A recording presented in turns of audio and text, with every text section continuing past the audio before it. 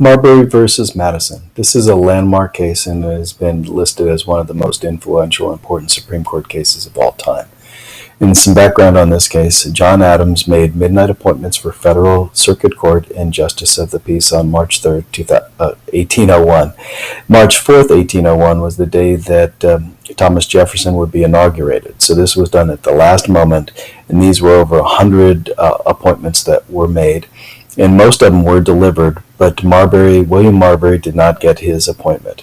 The next day, Thomas Jefferson took office and ordered his own Attorney General not to deliver the remaining appointments.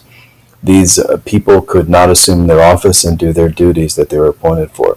The new Congress also voted the Judiciary Act of 1801, which was during the Lame-Duck session, and that basically reduced the size of the Supreme Court. It made other rules where it increased the size of the courts and made Federalist appointments. So they created their own Judiciary Act of 1802, which basically voided the old one. William Marbury sued directly the Supreme Court for a remedy because he wanted his commission. John Marshall, the Chief Justice, issued the court's 4-0 decision. It was unanimous, but it was kind of a mixed bag, but it did a couple different things. He said that, number one, Marbury did have a claim and was correct that he had the right to the appointment.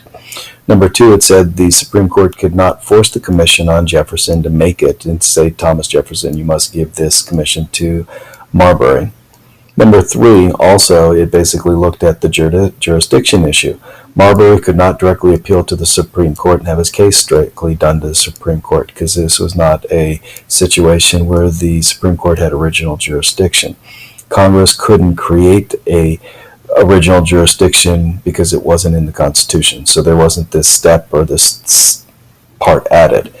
Remember, with the original jurisdiction of the Supreme Court, it's a disagreement between two states, between the United States and a state, any cases involving ambassadors, ministers, consuls of a foreign country, and anything between another state and a citizen or an alien, and Marbury is not one of those.